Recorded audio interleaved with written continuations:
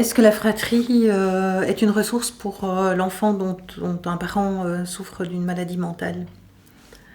Euh, Elle peut l'être, mais pas toujours.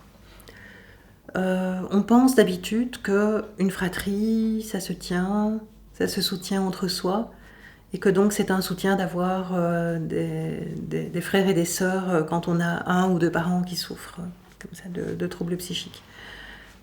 En tout cas, dans ce qu'attestent les adultes qui ont ce parcours d'enfants confrontés à cette expérience-là, c'est que justement, dans la fratrie, très souvent, se reproduisent aussi les difficultés qui existent chez leurs parents.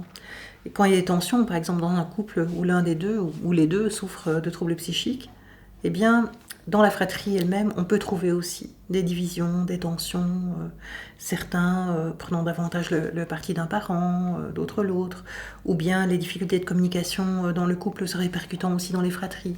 Donc ça n'est pas toujours si facile. Ceci dit, ça peut l'être, et une place particulière dans les familles où un parent tombe malade, la place des aînés est évidemment très importante. Alors, on va souvent insister sur le poids que ça peut représenter pour les aînés qui sont amenés à prendre des décisions ou à assumer des choses au niveau du quotidien inhabituelles pour des enfants. Alors, ça peut être une maman témoignait, ben voilà, ma fille aînée s'occupait de son petit frère, elle l'habillait le matin, elle le conduisait à l'école, elle lui préparait son petit déjeuner. Ce sont des choses qu'un enfant ne devrait pas faire, c'est à moi de le faire. Oui, c'est vrai, la vie peut faire qu'un enfant soit amené à prendre des tâches un peu différentes de par voilà, ses circonstances de vie. Ça n'est pas toujours négatif, de nouveau, pour l'enfant qui doit assumer ces tâches supplémentaires. Le tout est qu'elles soient possibles pour lui, qu'elles ne soient pas trop lourdes pour lui.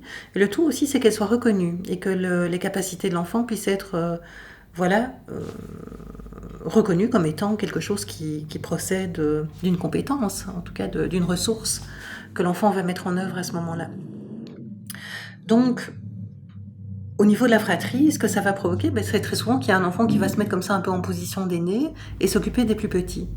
Je dirais que le risque, ce serait qu'on entre comme ça dans une dynamique familiale où il y a les aînés qui voilà, se montrent adéquats, prennent des décisions, assument, etc. Et un enfant plus jeune qui, lui, resterait un peu dans une position de jeune frère et sœur, qui est donc moins informé, à qui on prête un peu moins attention par rapport à ses besoins, et qui, voilà, il ne faut pas oublier que lui aussi a besoin d'être accueilli, informé, pris en compte comme un enfant voilà, qui réfléchit, qui se pose des questions, et donc ne pas entrer dans une dynamique où certains seraient très actifs et les autres un peu passifs face aux événements.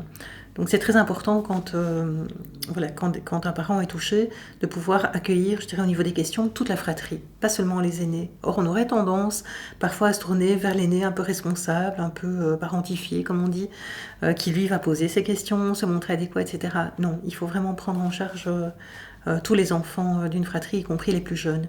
Quand on assume des entretiens, on assure des entretiens familiaux ici à Saint-Bernard, voilà, il y a très souvent des fratries, parfois avec 4-5 enfants, et dont les âges varient entre 2-3 ans et 14-15 ans.